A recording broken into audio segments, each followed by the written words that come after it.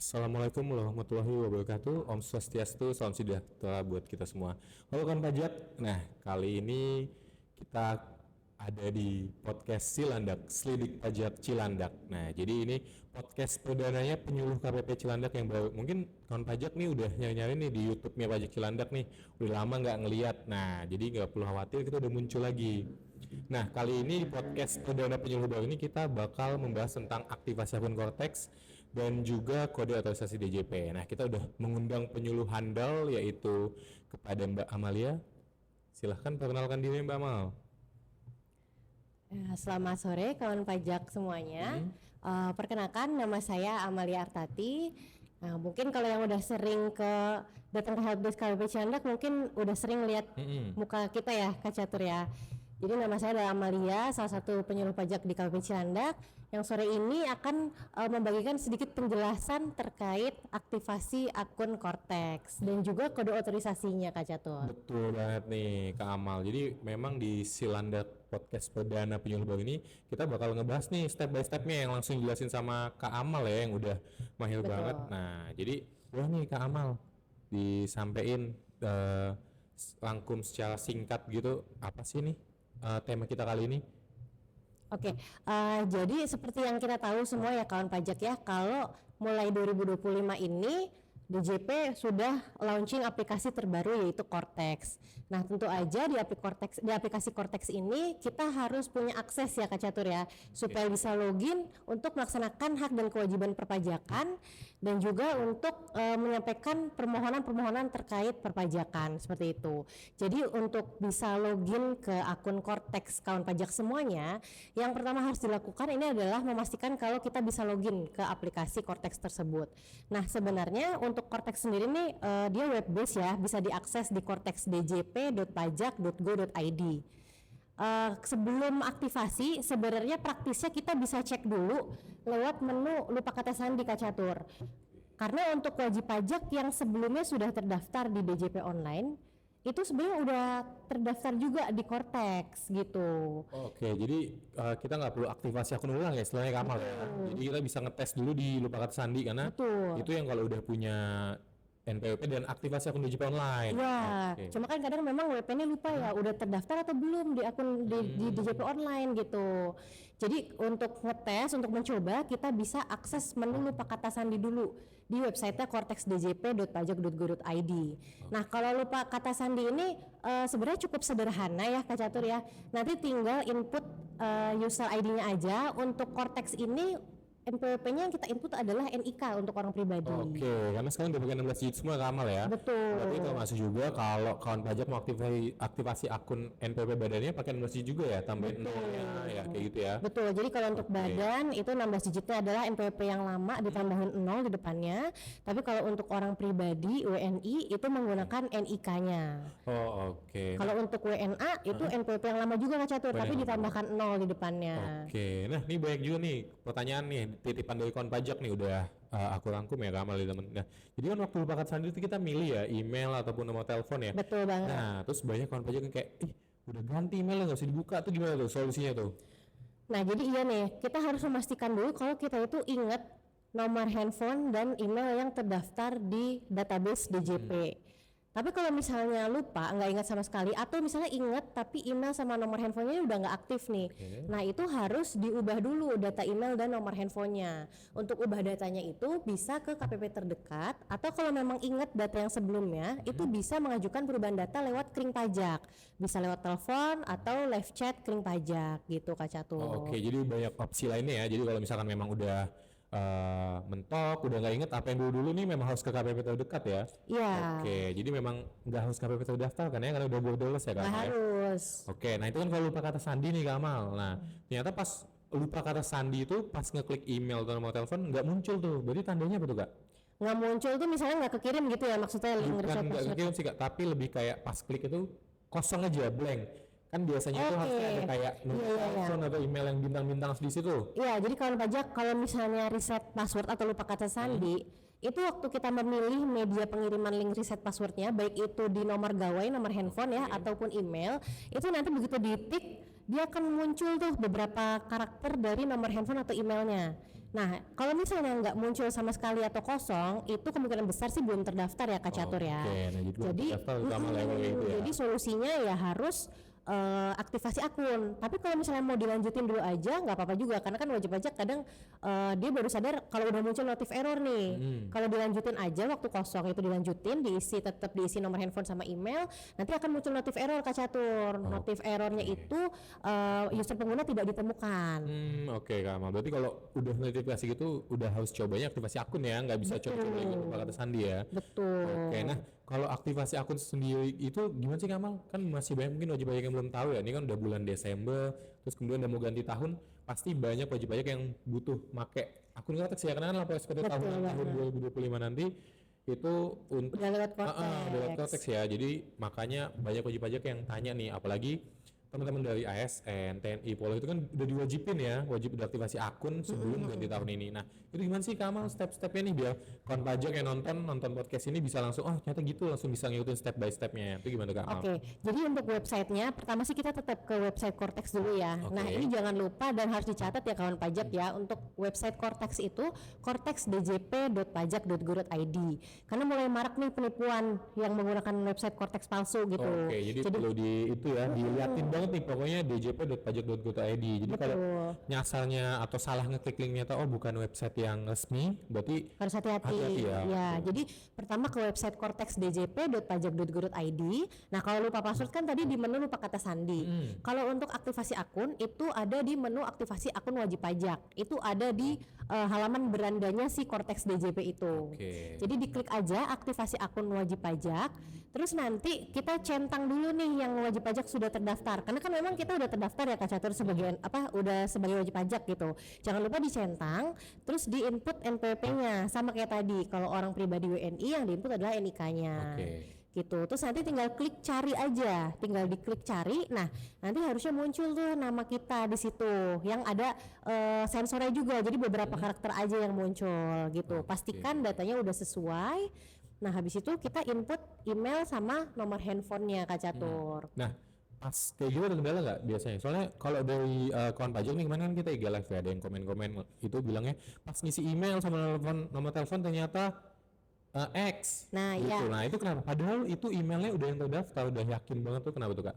Nah, itu dia tuh enaknya kalau aktivasi akun wajib pajak bedanya di situ sama lupa password. Kalau lupa password kan tadi kita nggak tahu ya email sama nomor handphonenya tuh udah bener atau belum.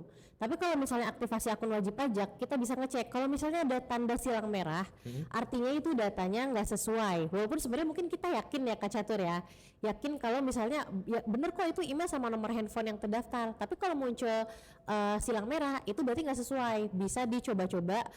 Misalnya kalau tadinya ngetik emailnya pakai huruf kecil, bisa diganti ke huruf besar. Tapi kalau masih tetap salah juga, ya berarti datanya emang salah. Nomor handphone juga dipastikan nulisnya itu depannya angka 0 ya Kak Catur ya. Jadi jangan 62, jangan 628 gitu. Kalau 62 harus diganti dulu ya Kamal ya, perubahan data berarti ya. Betul. Kalau misalnya kawan pajak ingat nih data yang terdaftar apa, tapi ternyata depannya tuh 62. Nah, itu nggak bisa tuh. Jadi harus ubah data terlebih dahulu. Pokoknya pastiin sampai dia itu muncul centang hijau. Kalau masih silang merah berarti harus ubah data dulu ke KPP terdekat, karena kalaupun dipaksain dia nggak akan berhasil. Nah gitu kawan pajak. Jadi harus pastiin kalau email, nomor telepon tuh udah centang hijau semua ya. Jadi berarti tandanya itu memang yang valid dan terdaftar di sistem DJP, betul ya Kamal ya? Betul. Kenapa sih harus valid? Karena nanti surat penerbitan akun wajib pajak yang ada password untuk login itu akan dikirimkannya ke email yang terdaftar. Jadi kalau misalnya emailnya masih salah atau emailnya udah nggak aktif tapi tetap dipaksain, ya sebenarnya percuma juga karena kita nggak akan bisa akses juga.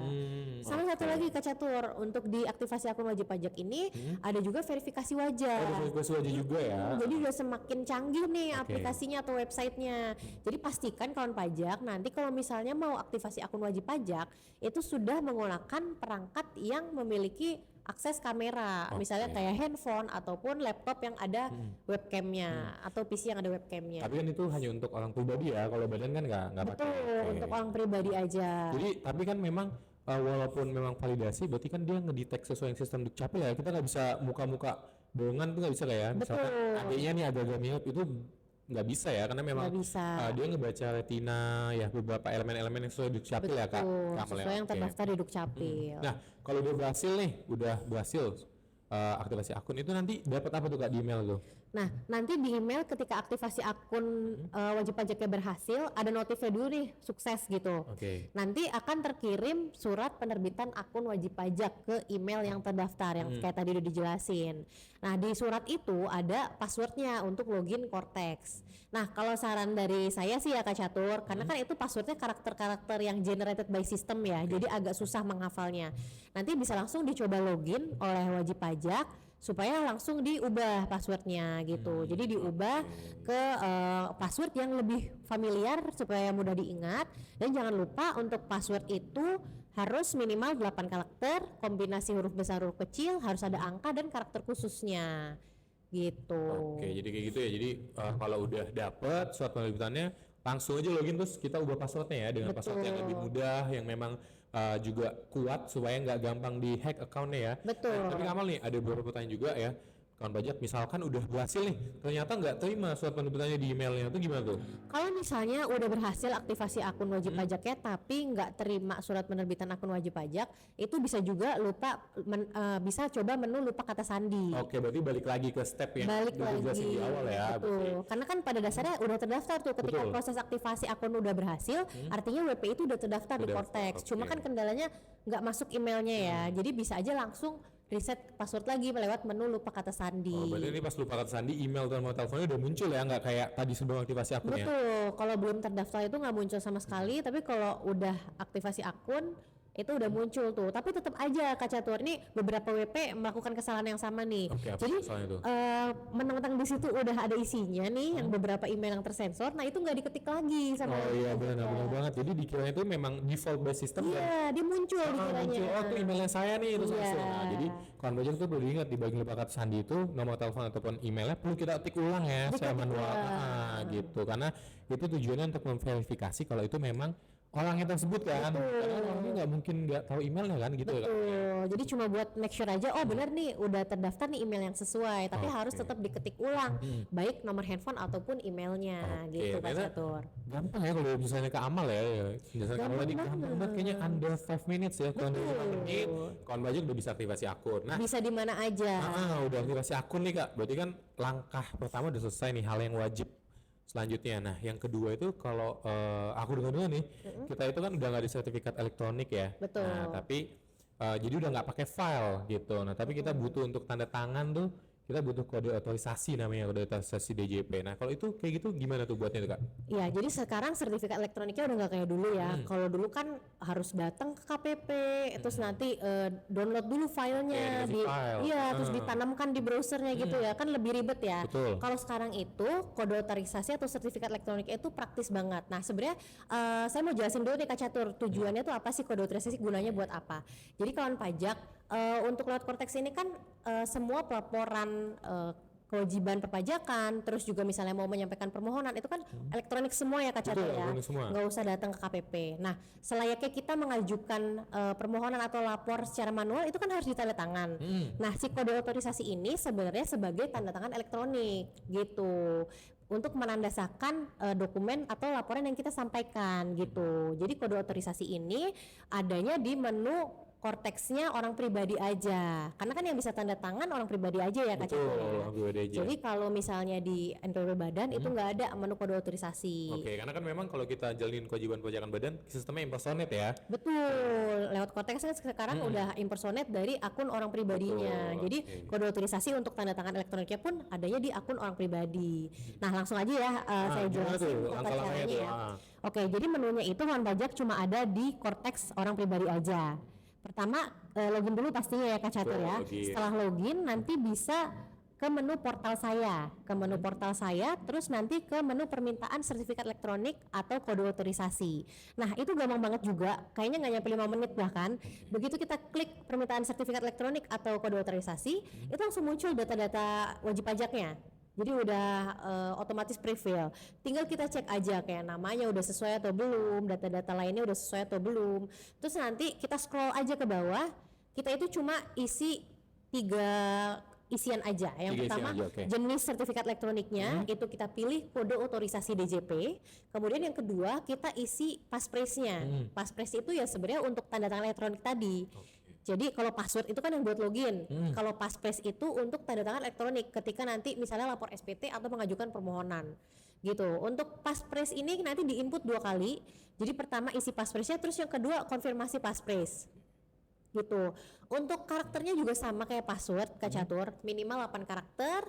Terus juga harus ada kombinasi huruf besar huruf kecil, harus ada angka dan harus ada karakter khususnya. Terus kalau udah isi passphrase dan jenis sertifikat elektroniknya, tinggal di scroll ke bawah, dicentang bagian pernyataan, habis itu disubmit permohonannya. Oke, berarti udah berhasil ya, udah bisa pakai tuh. Iya. Nah, terus ada pertanyaan juga nih ke Amal, biasanya nih wajib pajak, dia biasanya tuh bingung nih, dikiranya itu passphrase itu dibuat pertama kali udah itu terus. Nah, misalkan wajib pajak pengen ganti atau mungkin lupa nih gimana nih? Panik bingung itu gimana? Sebenarnya gampang aja. Sekarang itu kalau misalnya lupa atau hilang passphrase-nya, itu tinggal buat lagi aja. Oke, berarti sebenarnya dengan kita mengajukan kode otorisasi DJP yang baru itu menimpa yang lama ya sebenarnya. Oke, gitu. Jadi gitu kan Bajak. Jadi kalau lupa nggak usah khawatir, nggak usah bingung. Misalkan nyoba-nyoba terus ternyata passphrase salah, mendingan ngebuat yang baru ya supaya nimpa gitu daripada nyoba-nyoba bingung ya Kamal ya. Nggak usah sampai datang ke KPP juga, karena sebenarnya tinggal minta ulang aja dan itu bisa dilakukan secara online dari rumah. Gitu. Jangan lupa juga begitu waktu ngejuin passphrase kan tadi udah dicentang terus disubmit. Jangan lupa sampai ada notifikasi berhasil dan bisa unduh tanda terimanya. Oh, intinya harus sampai udah muncul tanda terima ya. Iya, kita memastikan. dulu, betul. Oke, jadi gitu kan pajak gampang banget ya. Jadi ini adalah 2 hal yang wajib dilakuin ya, itu aktivasi akun Cortex dan juga yang kedua adalah pembuatan kode otorisasi DJP. Nah, Kamal ada pesan-pesan atau tips and trick untuk kedua hal ini supaya wajib pajak yang masih belum bisa segera melaksanakan kewajibannya sehingga nanti di tahun depan nih nggak ada kesulitan. Jadi nggak hantui cuman untuk hal yang sebenarnya bisa dilakukan secara mandiri. Itu gimana tuh? Ada nggak tips atau kalimat-kalimat encourage untuk ke teman-teman kawan pajak semua nih? Sebenarnya sih kalau tips-tipsnya mungkin dilakukan lebih cepat lebih baik ya. Itu sih tips dari saya. Soalnya kan memang ini udah Desember ya. Dan sebentar lagi tahun depan itu udah mulai lapor SPT tahunan nih. Takutnya kan nanti barengan sama orang-orang yang mau lapor SPT tahunan, takutnya jadi kalau baru mulai dari aktivasi itu malah menghambat nantinya. Jadi baiknya sih aktivasi dan kode otorisasinya udah dimulai dari sekarang supaya nanti ketika 2026 udah bisa mulai lapor SPT tahunannya gitu. Terus pastikan juga tipsnya adalah pastikan juga email sama nomor handphonenya tadi udah sesuai. Kalau misalnya lupa sama sekali atau mau mastiin dulu ke KPP itu juga boleh banget. Jadi dicek dulu email sama nomor handphonenya, pastikan sudah yang terupdate dan email dan nomor handphone yang masih aktif bisa diakses gitu. Terus juga untuk aktivasi, tipsnya adalah menggunakan perangkat yang ada akses kameranya tadi untuk orang pribadi, karena untuk orang pribadi ada verifikasi wajah. Gitu aja sih Kak Catur. Intinya sih lebih cepat itu lebih baik gitu. Karena kalau misalnya kita nggak bisa akses Cortex, pastinya akan terhambat nih buat melaksanakan hak dan kewajiban perpajakannya. Oke, kawan pajak. Jadi itu udah tips-tips dari Kamal ya, dan juga memang bagi wajib pajak, kawan pajak semua yang belum melakukan aktivasi akun Cortex dan juga pembuatan kode otorisasi segera lakukan ya Kamal ya. Betul. Sebelum waktu tahun 2025 ini berakhir, karena 2026 udah saatnya lapor SPT tahunan. Dan juga untuk kawan pajak yang membutuhkan memanfaatkan layanan fasilitas itu semua kan ada di Cortex. Jadi itu memang 2 hal yang sangat wajib, kalau enggak nanti terhambat. Nah, jadi kawan pajak yang penting adalah siapin email, nomor telepon, dan juga siap verifikasi wajah. Betul. Gitu ya. Jadi gitu kawan pajak. Jadi kita makasih nih buat Kamal yang udah datang, udah menyampaikan apa yang harus dilakukan. Kita juga sekaligus mengingatkan untuk kawan pajak jangan lupa aktivasi akun Cortex-nya Secepatnya. dan juga secepatnya pembuatan kode otorisasi. Dan juga yang penting nih teman-teman kawan pajak yang belum melakukan pelaporan SPT tahunan tahun pajak 2024 untuk segera melakukannya juga. Jadi gitu kawan pajak. Nah, jadi kita udah sampai di penghujung Silandak Podcast nih ya, episode pertama perdana ini dengan saya moderatornya Gusti dan Kak Amal selaku narasumber. Jadi kawan pajak nanti boleh komen, jangan lupa juga subscribe ya semua sosial media Pajak Cilandak, ada di Pajak Cilandak untuk Instagram, Facebook dan Twitter, dan juga untuk YouTube bisa di KPP Pratama Jakarta Cilandak. Dan kalau misalnya ada yang pengen ngasih saran ya tentang tema-tema Silandak podcast berikutnya bisa juga komen ya Kak Betul, Cati ya. boleh banget. Jadi nanti di Silandak Podcast episode 2 kita bisa ini nih mengikuti keinginan wajib pajak yang lagi rame apa yang lagi hype apa. Jadi Betul. boleh banget. Oke, sekali lagi terima kasih. Sekian di Silandak Podcast.